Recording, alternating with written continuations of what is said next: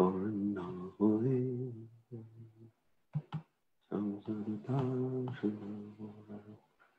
Kavi to Chai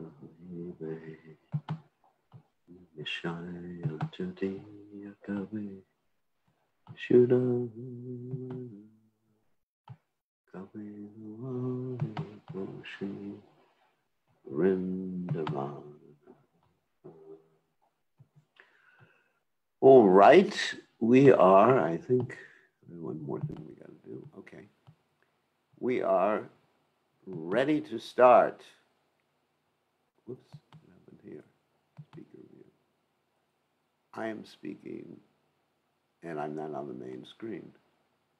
Let me change that. Here we go. All right.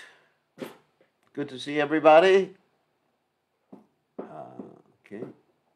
Veda Priya, it's good to see you. Sridharma and Ishwara and Mayapur and Radha Padma and Venkateshwara and Gopal Cohen. Okay, so we're going to start. Tonight we'll do something a little differently because today, we're getting more people. Today is actually an important day in the Vaishnav calendar. And we have some other important days coming up. I am looking at the calendar right here, your new Goloka calendar, which you can get a free copy of if you let me know. So today is the disappearance day of Srivasa Thakura, and I think we're going to speak about him since he's a very important personality, rather than do the Bhagavad Gita. And Saturday also is another important day. It's the disappearance day of Gadadhar Pandit Goswami and also Bhaktivinoda Thakur. So we have some important days coming up. And on Monday, we have the celebration of Rath Yatra, Swarup Damodar Goswami's disappearance, and Shivananda Sain's disappearance. So 3 important days coming up. So at least today, instead of doing the Bhagavad Gita, we'll speak about Srivasa Thakur's disappearance day. So, I guess before we begin, we should chant the prayers to the departed Vaishnavas instead of Jai Radha Madhava. So I hope that's all right for all of you. And you're welcome to join in at home.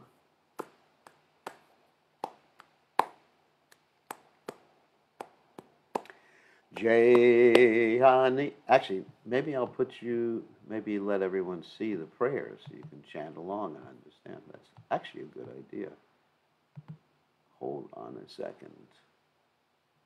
Let me, here we go.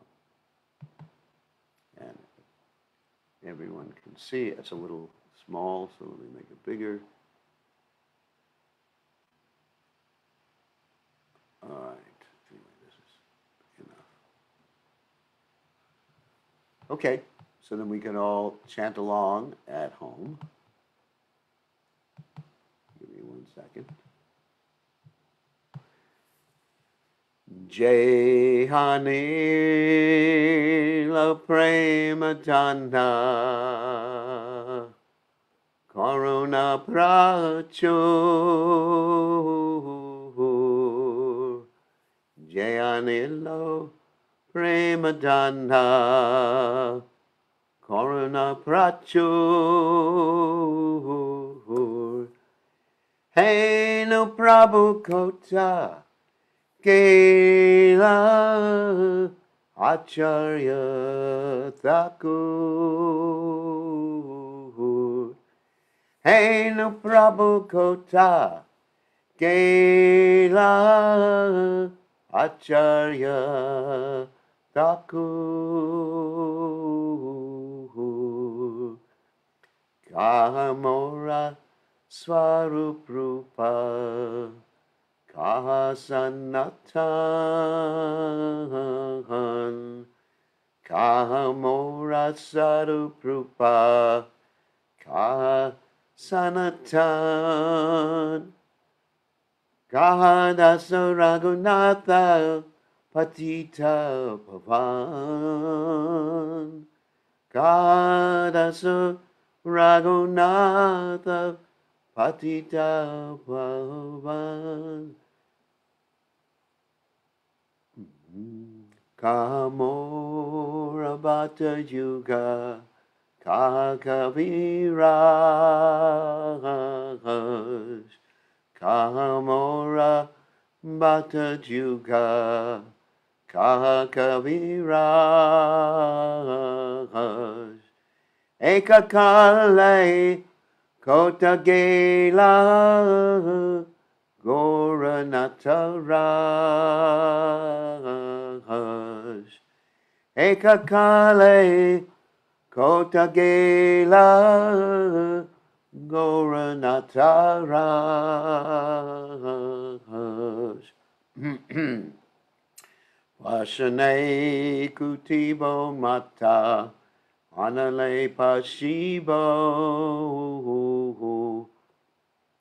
Vashane Kutibo Mata Anale Pashibo Goranga Gune Ranini Kota Gele Pabo Goranga Gune Ranini Kota Gele Pabo Se Sabasangir Sangi Ye Koilo Vilas Se Sabasangir Sangi Ye Koilo Vilas Se Sangana Payakande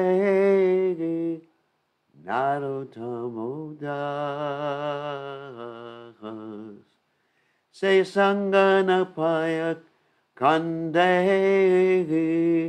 Narotamodas Jayanilo Premadonna Corona Prachur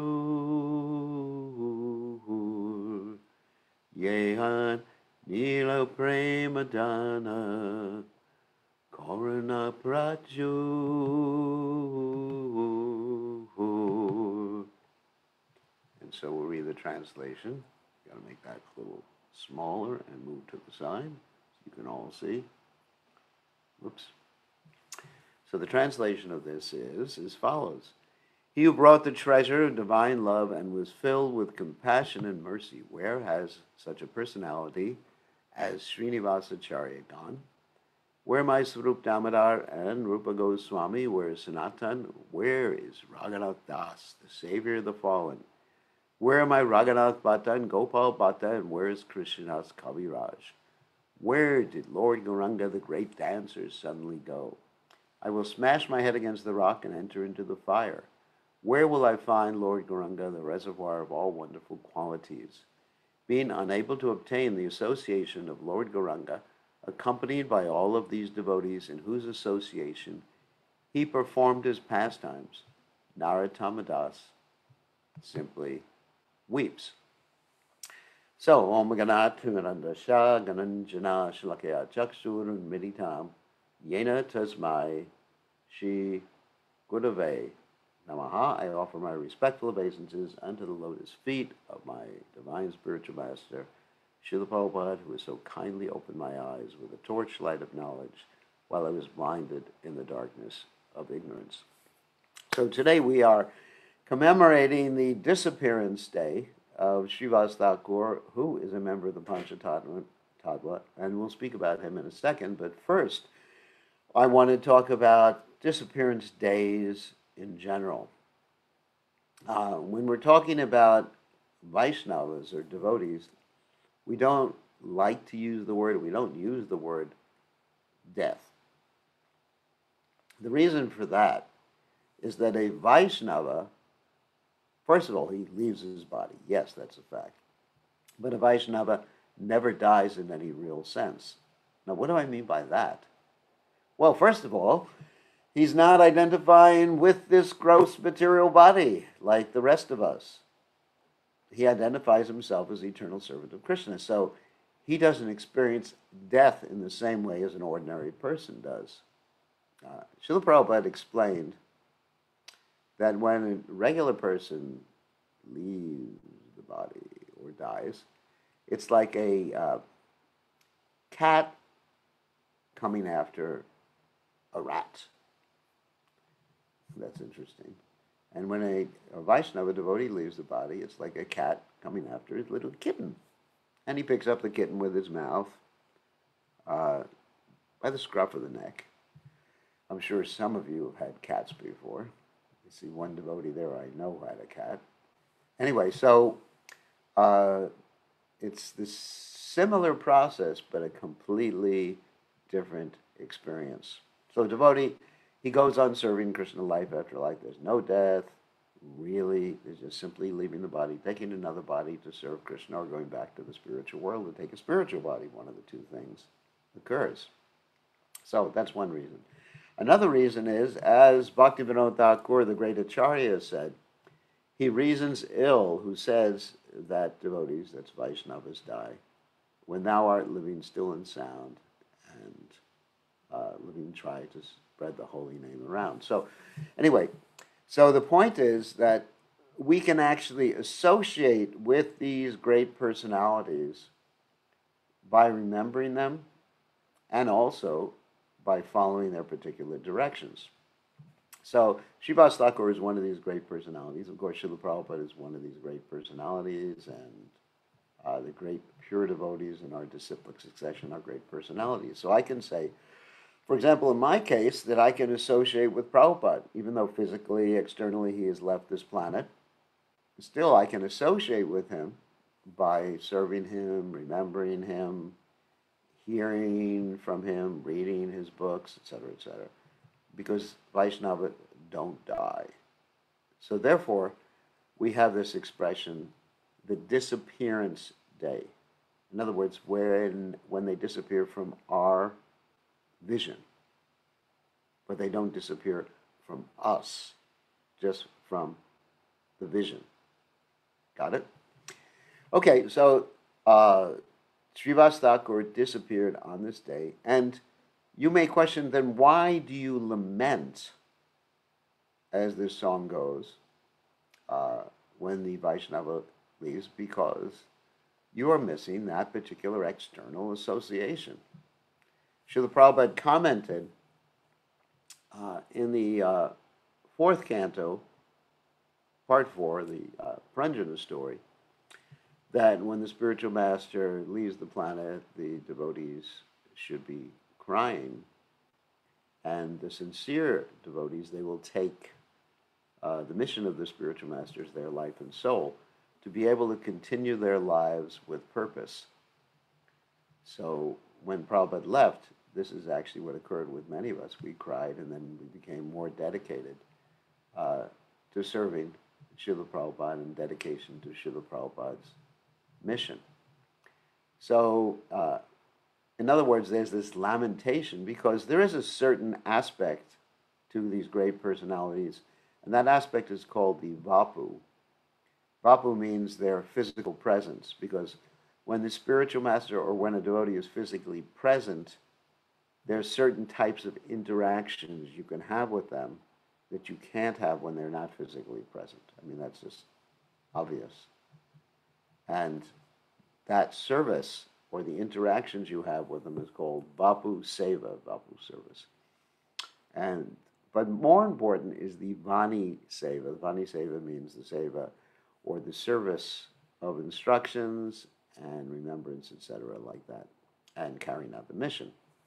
So we are bereft of the association right now, the external association of Srila Prabhupada and, of course, of Srivasa Thakur and many other great devotees, but we can remember them and associate with them. And when we go back to the spiritual world, or we go on to our next incarnation, we can associate with them again in the physical presence and serve them again.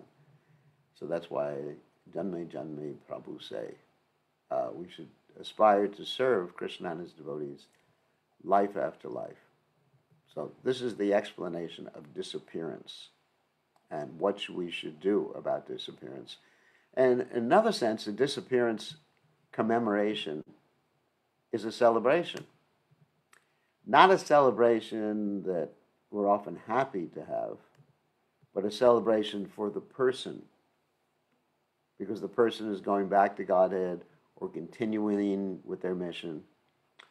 For example, when we would see Srila Prabhupada off as he was flying somewhere to go preach somewhere, it was heartbreaking, of course, but it's also a celebration that Prabhupada was going somewhere to give others his association.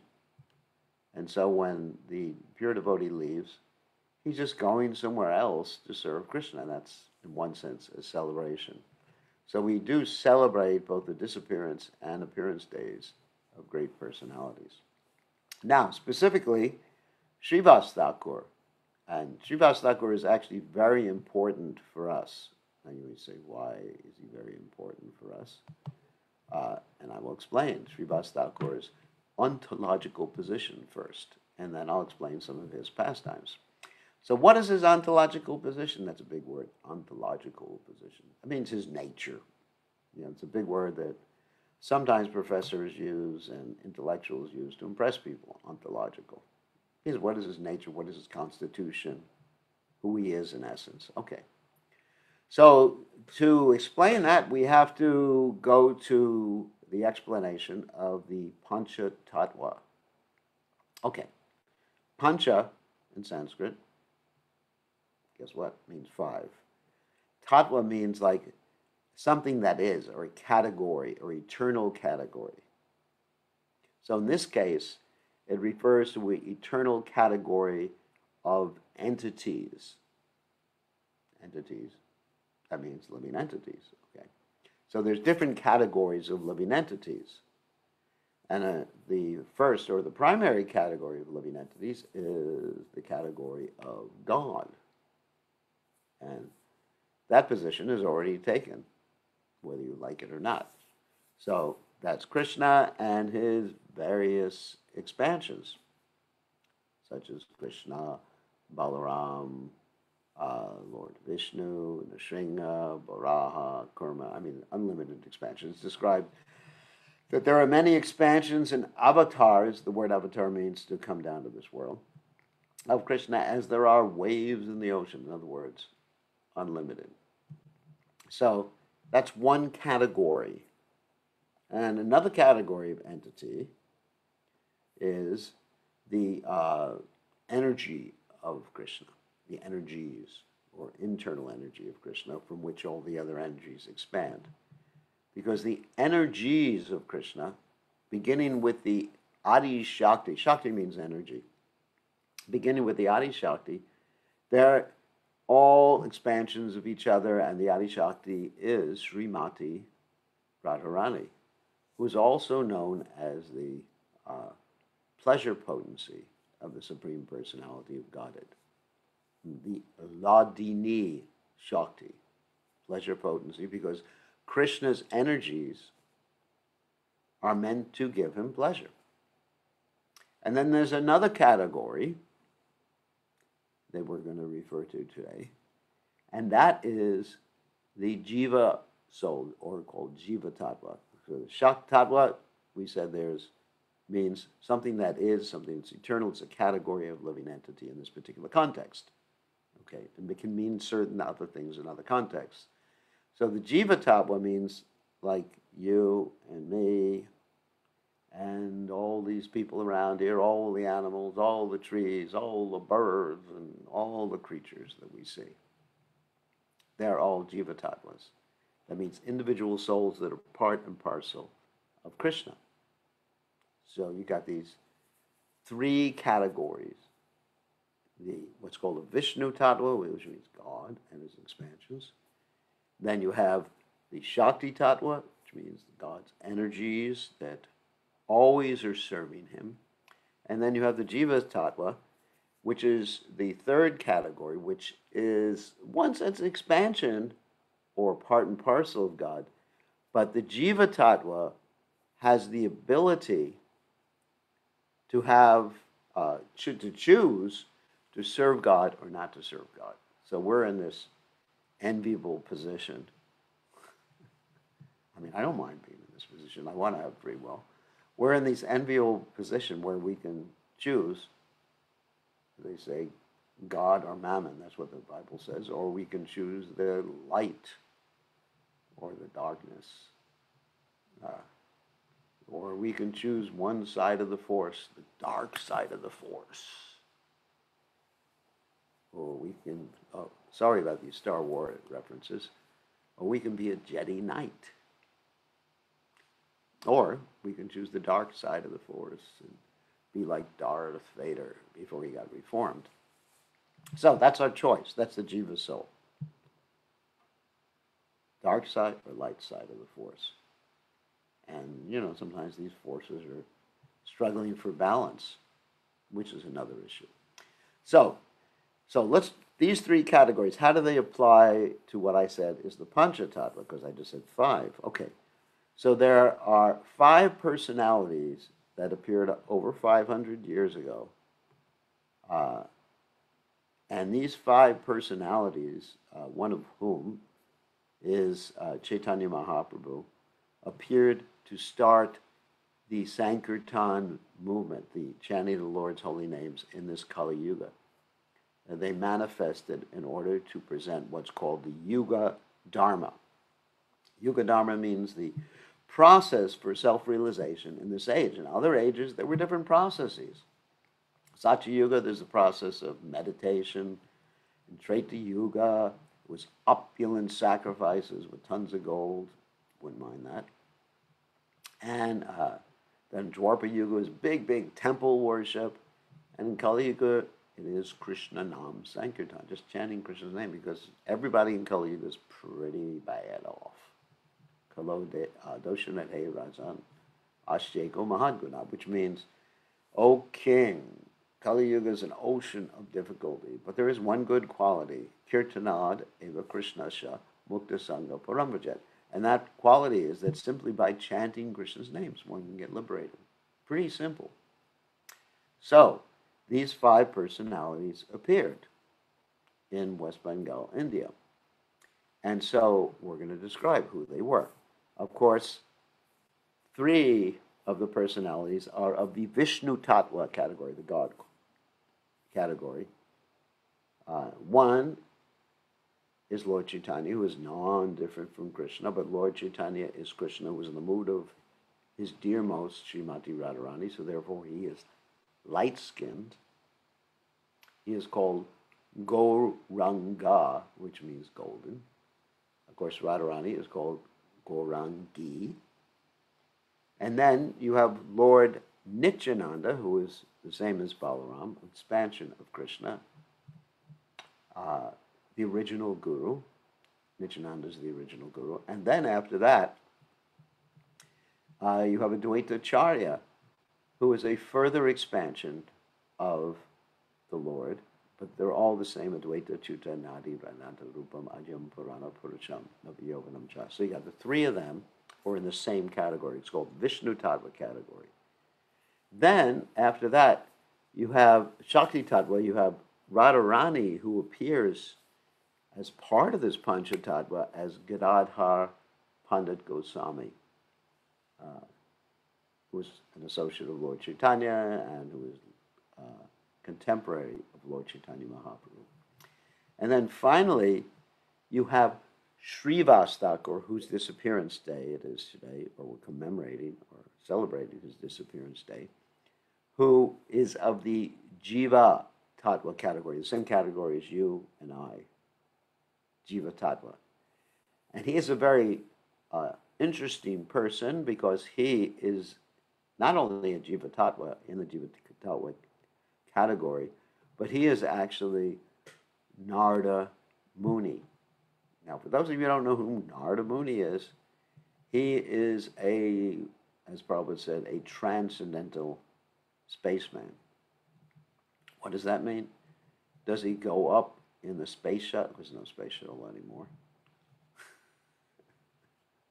Does he work for Elon Musk? No. What he does is he travels everywhere helping people become Krishna conscious.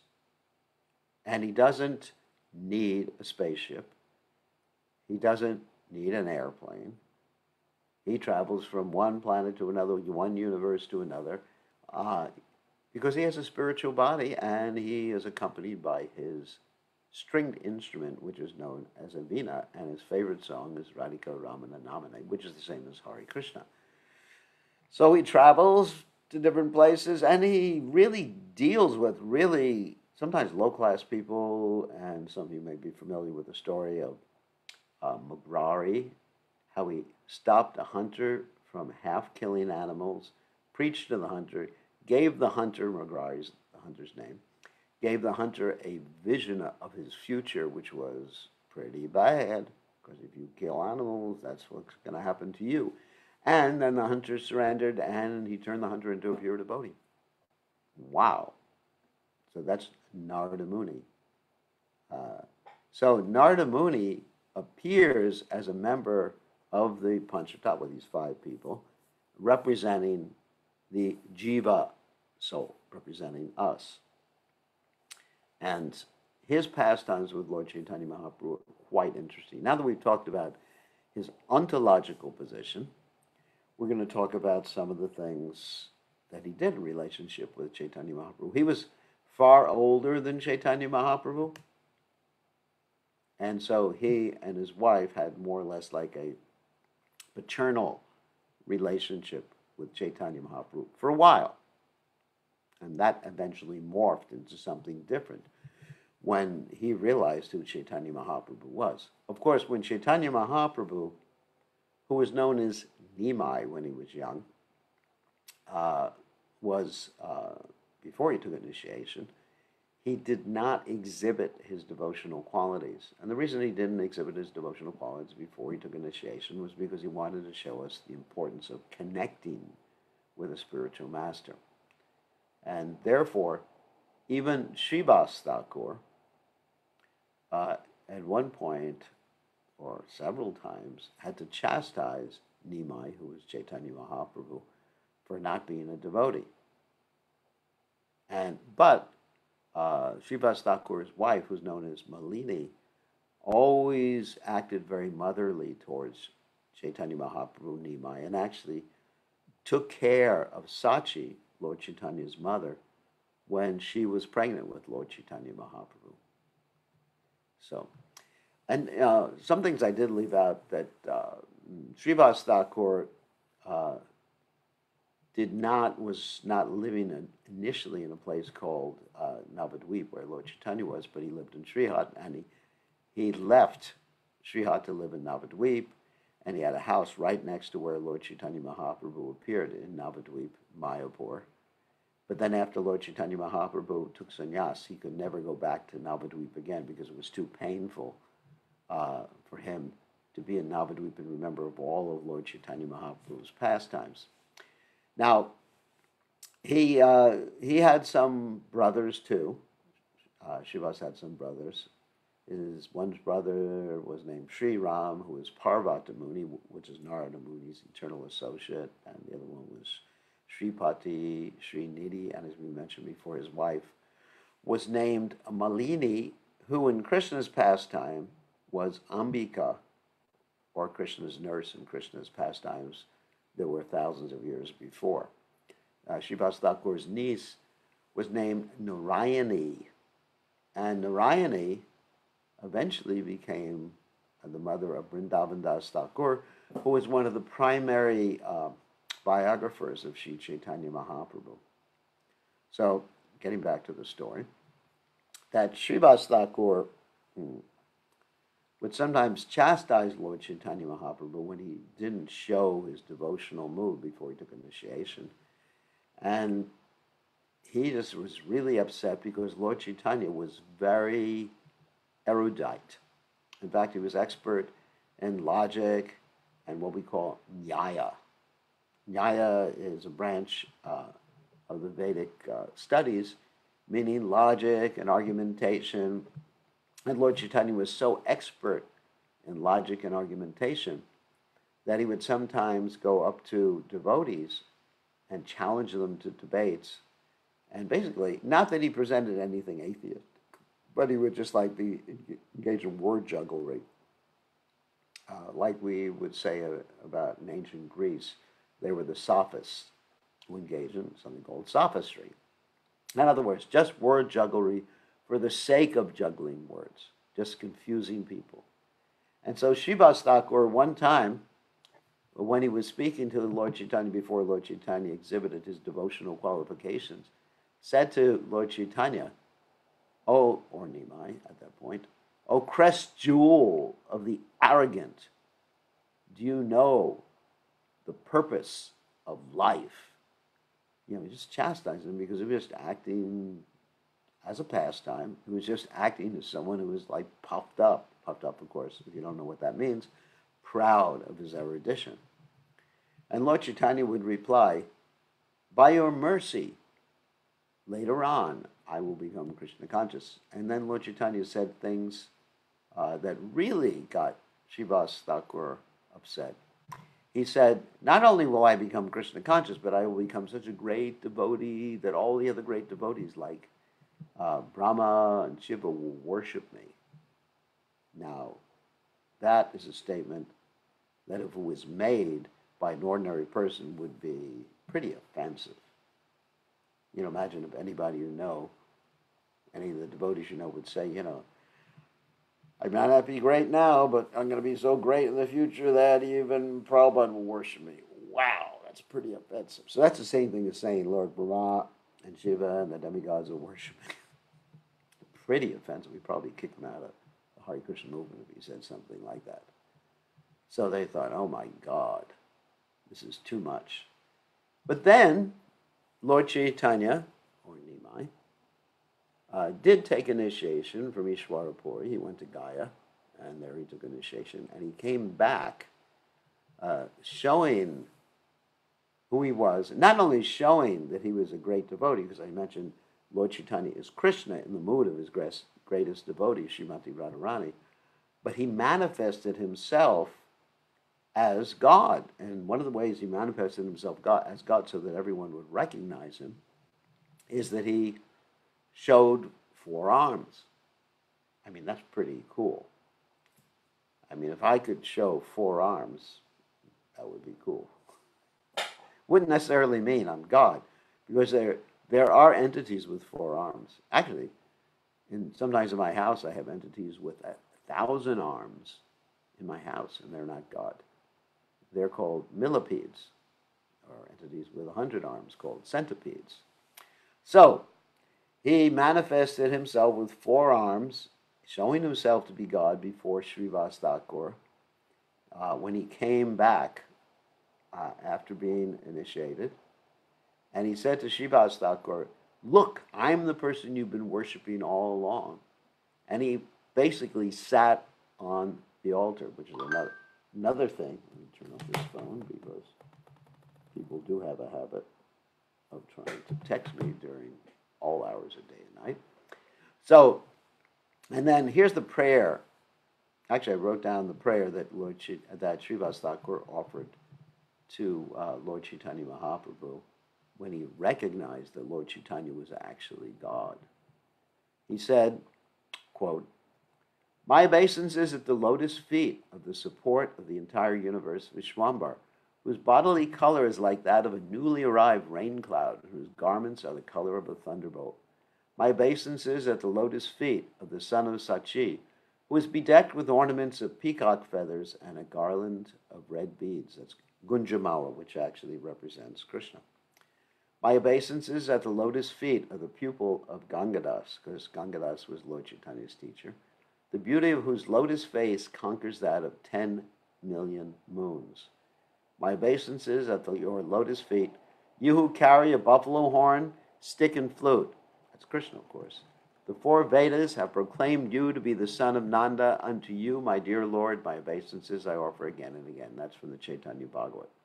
"Today my birth, my activities, my everything has become successful. Today my very existence has been crowned with the greatest auspiciousness.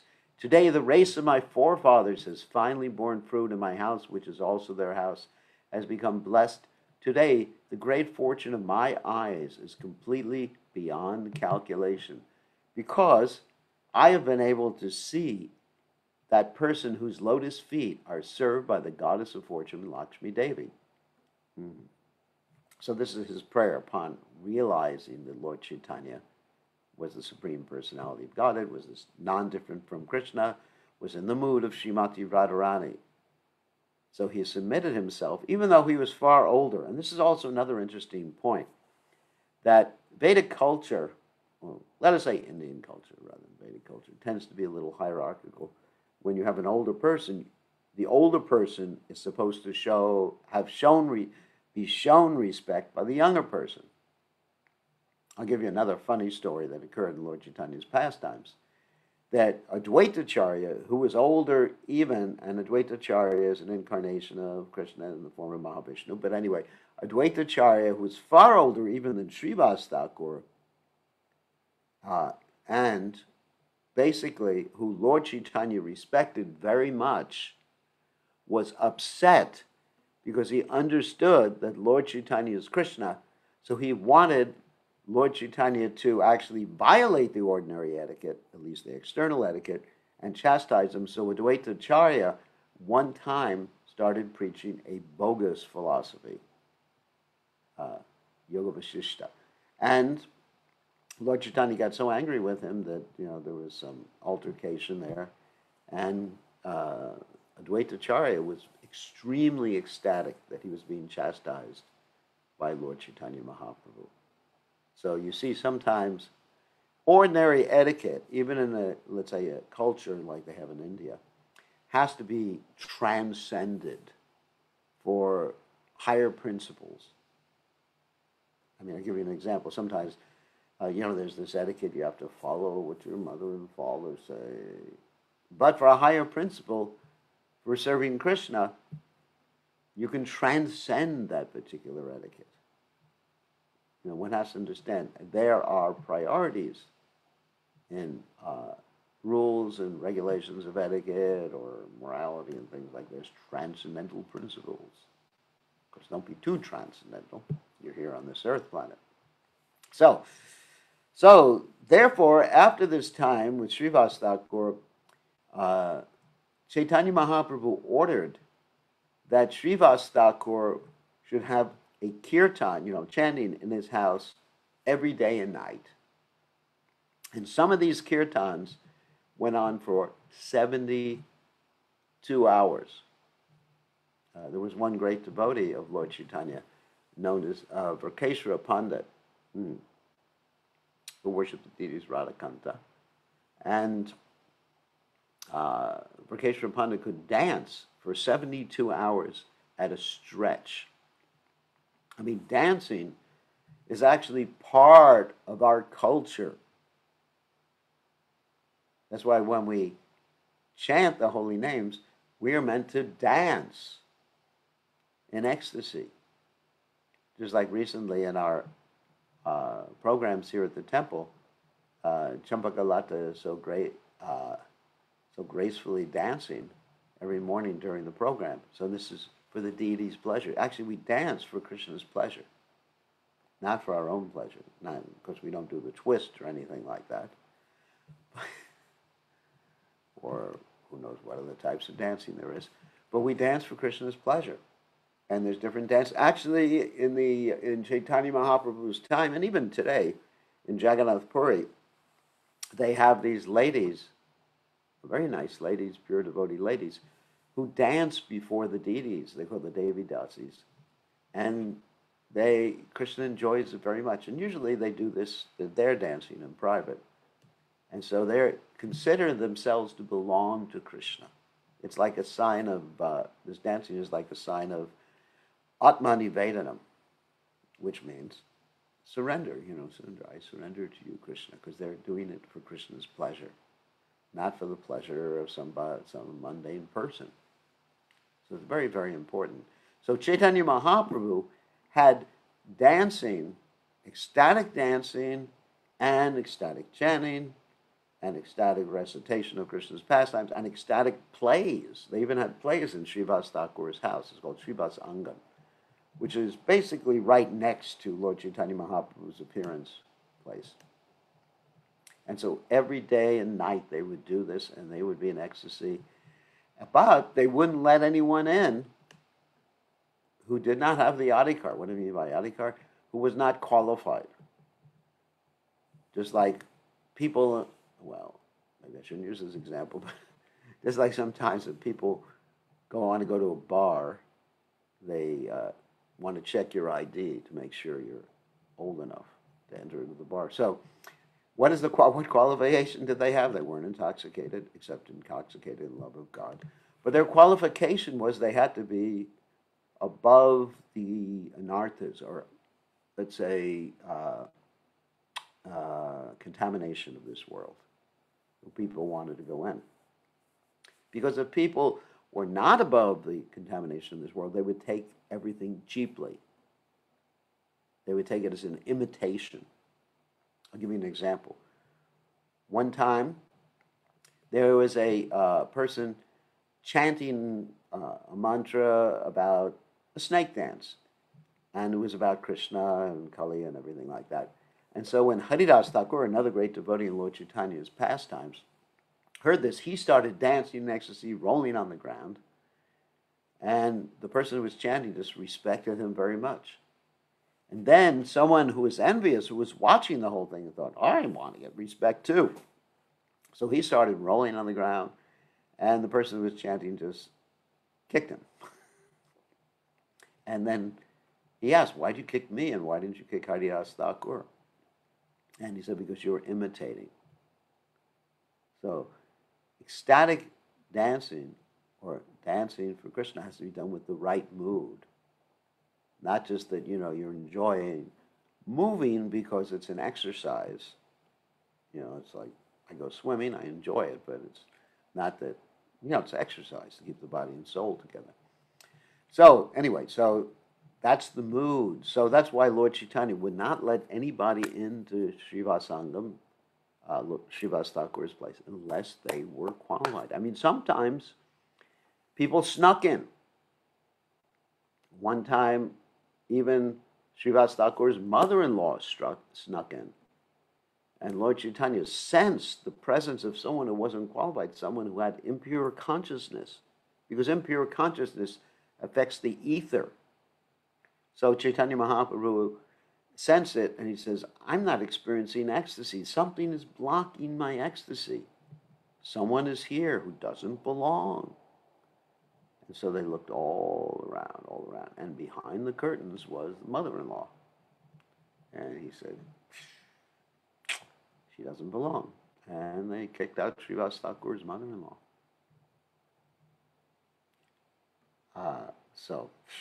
But there were other ladies in there who belonged and who were there. I mean, Sachi Mata was there. Even one of Srivas Thakur's, servants was there. Her name was Duki, and Lord Chaitanya Mahaprabhu was so pleased with her, he changed her name to Suki. So what does that mean? Duki, Suki. Duki means unhappy. Suki means happy. So he gave her the new name, Suki Devi Dasi.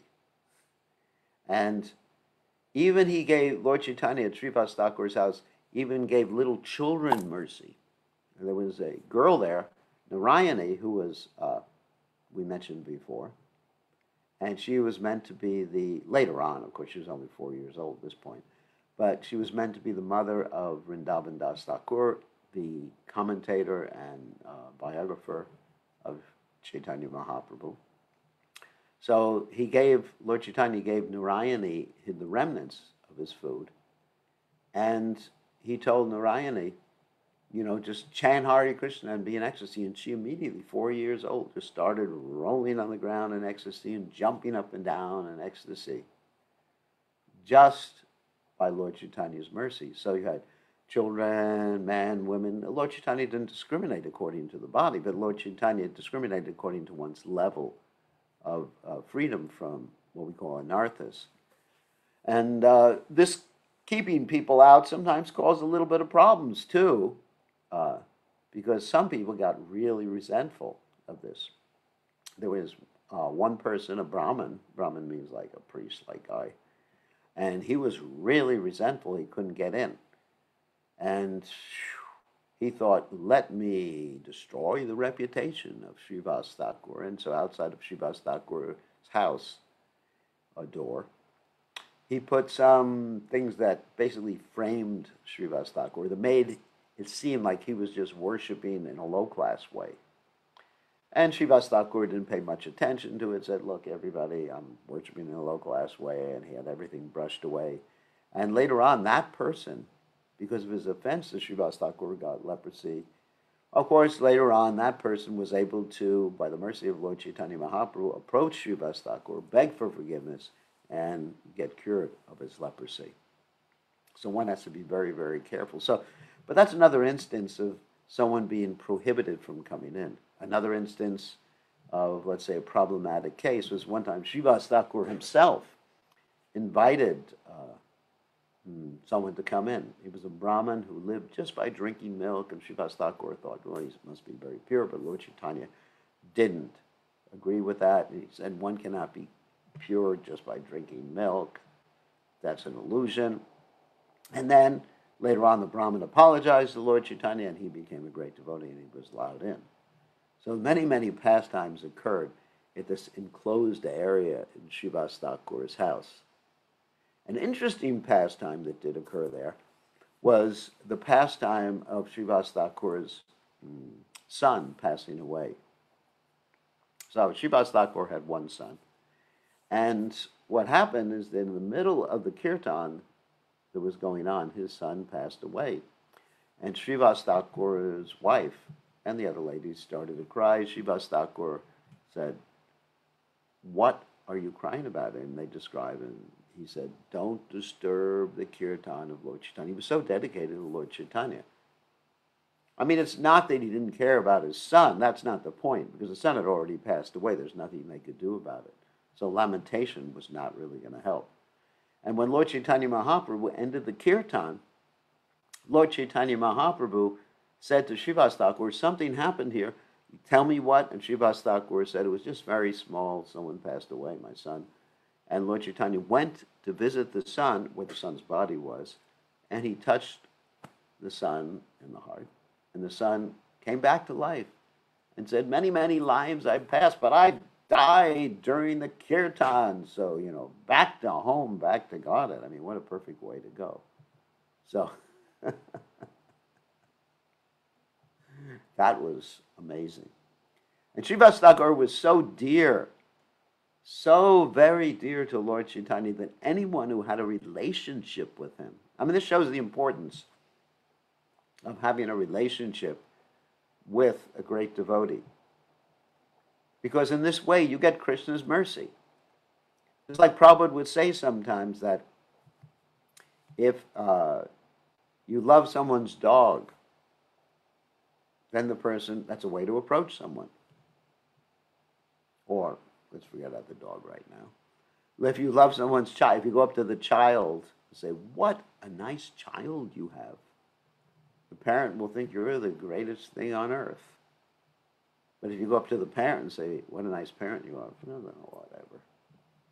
So that's the way to get to Krishna. It's a very simple way. We get to Krishna through his devotee. And so anybody who had a favorable relationship with Srivasa Thakur got pure Krishna consciousness. I mean, there's even one story about how Srivasa Thakur had a tailor, someone who made his clothes, who was very close to Srivasa Thakur. This tailor didn't follow the regulated principles, especially he ate meat, not a cow.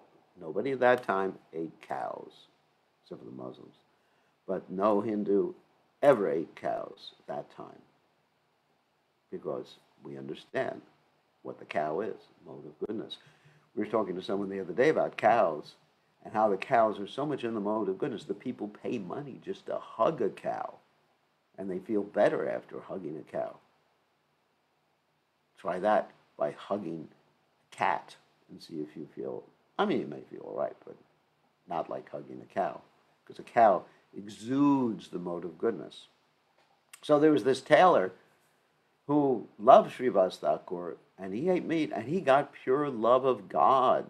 He was able to see Lord Chaitanya Mahaprabhu's form. Lord Chaitanya revealed to him everything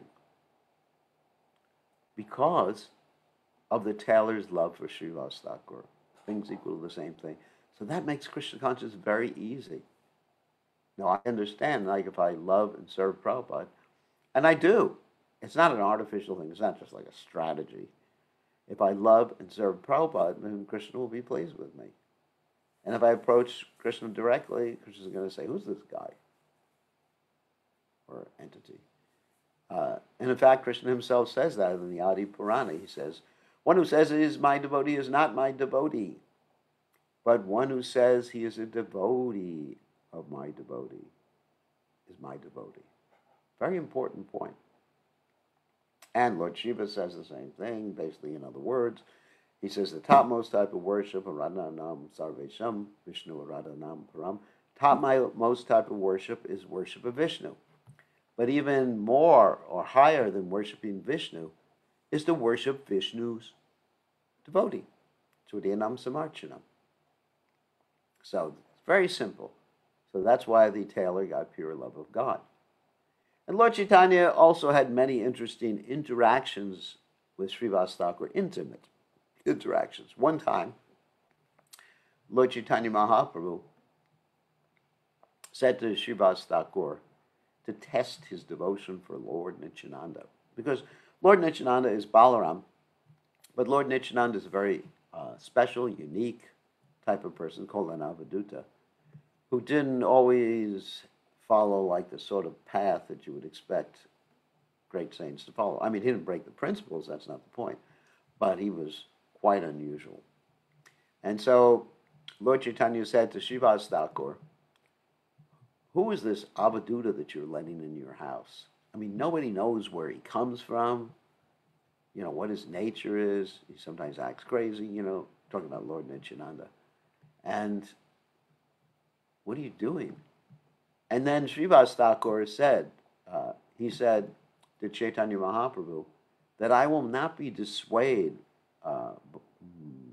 in my devotion to Lord Nityananda, even if he enters a liquor store, or even if he marries a Muslim girl. And Lord Chaitanya Mahaprabhu was so pleased with Srivasa Thakur, he embraced him. In fact, he and Lord Nityananda were so pleased with Srivasa Thakur, especially after Srivasa Thakur lost his son during the kirtan, that Lord Chaitanya and Lord Nityananda said that we will actually become your sons. And it literally happened like that. Of course, Lord Chaitanya and Lord Nityananda were much younger. Not Lord Nityananda, but actually Lord Chaitanya was much younger. And Lord Nityananda would even sometimes sit on the lap of Srivasa Thakur's wife. That's pretty, and he was really tall, he was a tall person. And so these are wonderful pastimes in Srivasa Thakur's house. Another pastime that occurred with Lord Nityananda is that once upon a time, Srivasa Thakur's wife, Malini, was taking care of Lord Nityananda, and a crow came and stole the ghee pot that she had, and she was worried that her husband would be upset, that she would be upset. And Lord Nityananda said, what's the problem? And then Lord Nityananda said, I'll take care of it. And he said to the crow, bring back the ghee pot, crow. And the crow brought back the ghee pot. So these are some of the stories of Srivasa Thakur's devotion to Lord Chaitanya Mahaprabhu as an incarnation of Narada Muni. And so today we worship Srivasa Thakur and beg for his mercy to enter into the pastimes of Chaitanya Mahaprabhu and serve Chaitanya Mahaprabhu. There's many, many other stories of Srivasa Thakur we can tell, but we want to take time right now for questions. And it's important to observe these particular days, these Vaishnava holidays. So let me take off your muting. 1 1 second so you can ask some questions. Okay, so who wants to ask a question? Who is first? I have a question. Yes. So please accept my humble obeisances. Of course, you hear over and over again how Kali Yuga is is in some ways the best because it's the easiest process available by chanting the holy names. But then at the same time, it says that actually that it's just as easy to do that in other yugas also, and that it's not that that's only possible in Kali Yuga. Mhm. So what's actually distinguishing Kali Yuga from other ages when the holy names are always available? That's actually true. So let me explain why. Because Kali Yuga, the other part of the verse is Kaler Doshin He Rajan. Nothing else works in Kali Yuga. And also, it's, what do you do when you're chased by a tiger? Does anyone know? Why? I would chant.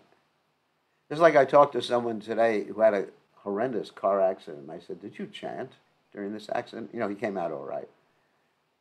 I don't think he did, because I think he just went ah or something like that. So Kali Yuga, uh, it forces us. The nature of the yuga forces us to take shelter of the holy name. Whereas in other yuga, you get diverted into all these other practices. Diverted, and then also you forget how miserable it is. I'm just like you were in Hawaii, right? Doesn't look like Hawaii behind you. It looks like you're in the space shuttle, but I don't think you're in the space shuttle. So you're in Hawaii. So things are really nice there, isn't it? I mean, it's Okay. sweet. I mean, I used to be in Hawaii too. I mean, I was a surfer too one day, many days ago, until I almost broke my neck. By your mercy. So anyway, so I was at, we went to this beach called Makapu, and it was really bad. I got driven into the ground. Anyway, it's another story. So, uh, so when you find that everything is so easy, then there's not the impetus to take shelter of Krishna's names, and you got so many other religious practices that are bona fide. It's like a lot of diversions. So that's why. I mean, the holy names are always just as potent, but it actually pushes you to take shelter of the holy names here in Kali Yuga because it's an ocean. The other part of the verse is Kaler Doshan and Hey Rajan. In this Kali Yuga, it is actually an ocean of difficulty. But Kirtanadeva Krishna Sha Mukta Sangha Paramvajet. Simply by taking shelter of Krishna, then one can get liberated. Okay? Thank you. So, everybody go to Hawaii. That, ride the wild surf. So, anyways, it is. I mean, Prabhupada said if there's any nice place in this world, or it's Hawaii, and Hawaii is like a remnant of the Satya Yuga that's still there. So when the virus is no longer extant, then we'll take everybody on a pilgrimage to Hawaii. Okay, or at least New Zealand, which is full of the material miseries. So it's very cold in New Zealand now. Terrible. So, all right, who else has a question?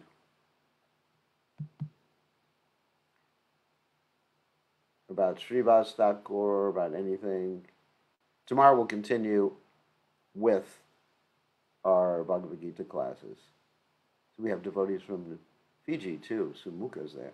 Sumukha, you should tell people about this class so the devotees can watch us in Fiji. There's got plenty of devotees in Fiji. And all these devotees, they're saying, "Oh, Guru Maharaj, when are you going to visit me again?"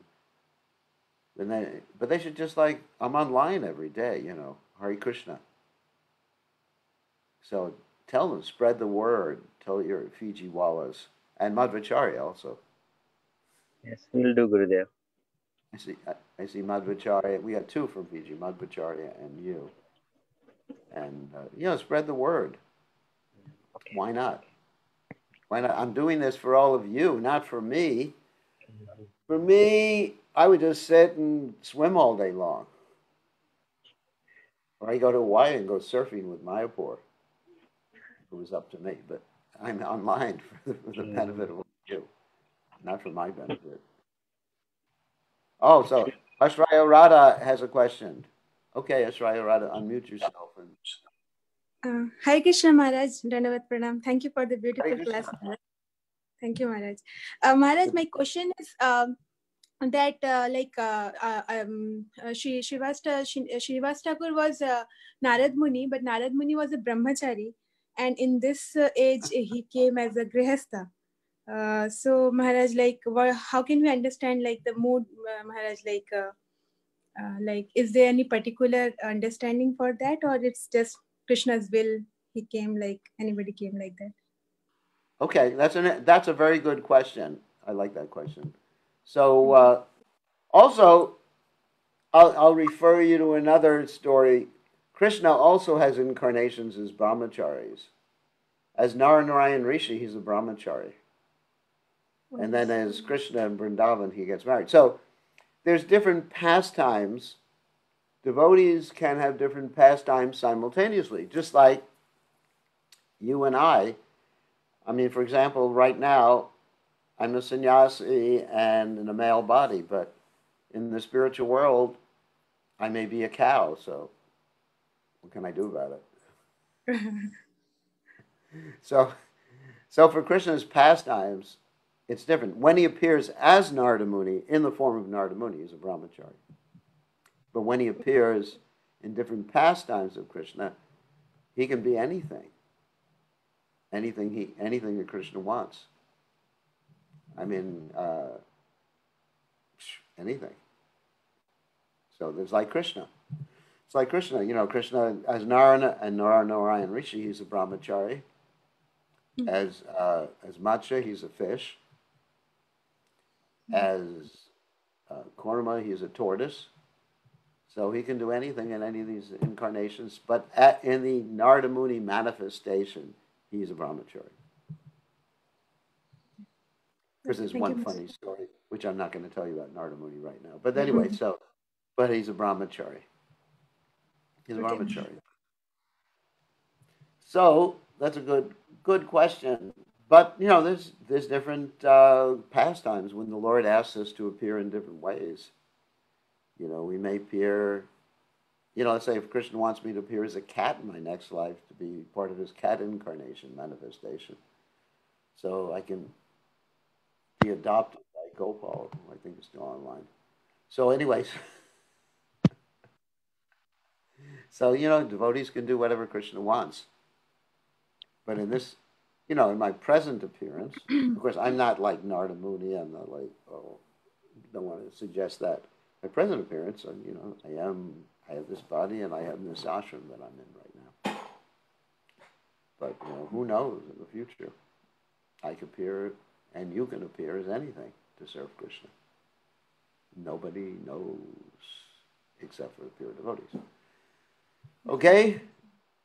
Good question. That was a very good question. So I think that's probably all for this evening. So today is Narada Muni's appearance day. And tomorrow is Tuesday. Oh, Mother Tulsi. Oh, Mother Tulsi, the Mother Tulsi, it seems significant that Srivasa Thakur is married because most people should be married today. Not today, in this day and age. Most people, yes. It's a stable situation for most people. 99.99% of the people.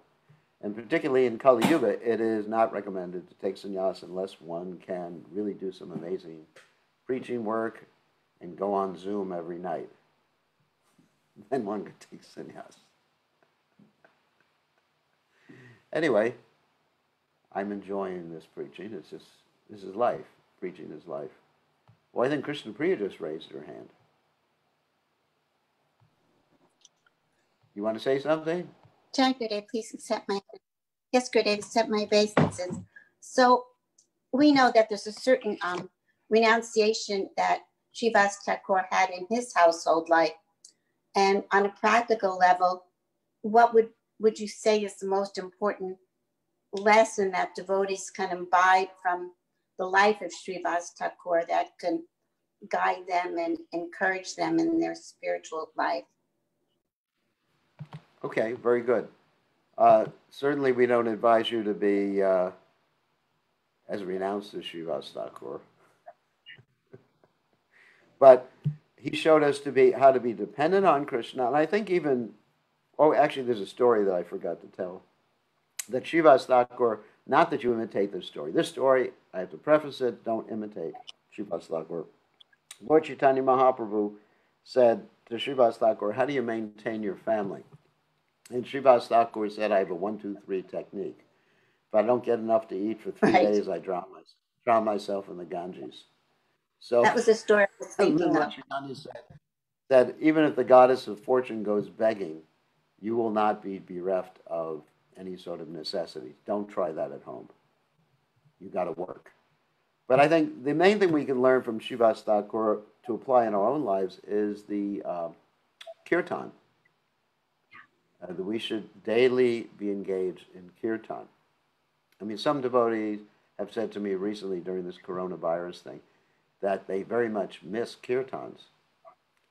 And I said, what's the problem? There's so many kirtans on the internet now. I mean, I'm hearing so many kirtans. I mean, I have some really favorite people who I listen to the kirtans of. One is this Janavi Harrison in the UK. Beautiful. And another one is with this, I really like this group. It's called the Madhavas.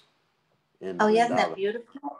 That's really beautiful. They're beautiful, and their music videos are beautiful. I love their stuff. And then we have kirtans here at the temple, outside, not inside, so everybody's breathing on each other and giving each other the virus. Of course, if you want to die because of kirtan, then it's a good way to leave the body. But we have kirtans. Why not? I mean, maybe you can't all be crowded in one little room like that, just shouting in each other's ears and breaking someone's eardrums and sending them to the audiologist. Like we have so many devotees who have tinnitus. They keep hearing kirtan. They've gone too many kirtans. It's too loud. One thing Prabhupada said about kirtan, he said that the drums should never be louder, and cartels should never be louder than the singer.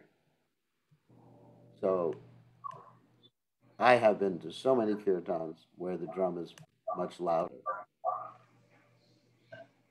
So don't do it if you want to please Prabhupada. Anyway, so that's just have kirtans. That's Srivasa Thakur. He's the kirtan, one sense, the kirtan acharya.